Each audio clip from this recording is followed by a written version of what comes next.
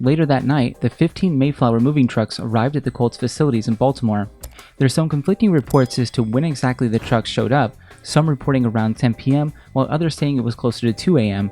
In either case, it took the moving crew about 8 hours to pack everything up, and by noon the next day, the entire Colts organization was gone, with the exception of the team's marching band, who just managed to get their gear in time before it was moved with the team.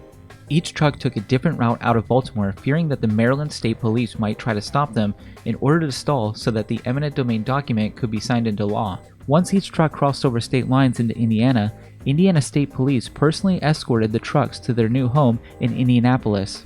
Later that day, Mayor Hudnut held a press conference to officially welcome the Colts to Indianapolis.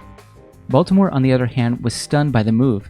Mayor Schaefer appeared on the front page of the Baltimore Sun in tears and would later change his stance on building a new stadium, making it one of the top priorities of his legislative agenda. The aftermath of the Colts leaving Baltimore led local politicians to strengthen their efforts on keeping the Baltimore Orioles from leaving as well. The Orioles, just like the Colts, had been looking for a new stadium for a long time. Plans were developed throughout the late 1980s, and construction of a new ballpark began in 1989, just 5 years after the Colts left town. The new ballpark, named Oriole Park at Camden Yards, opened in 1992, which again was built near the original proposed site of the failed Baltodome project.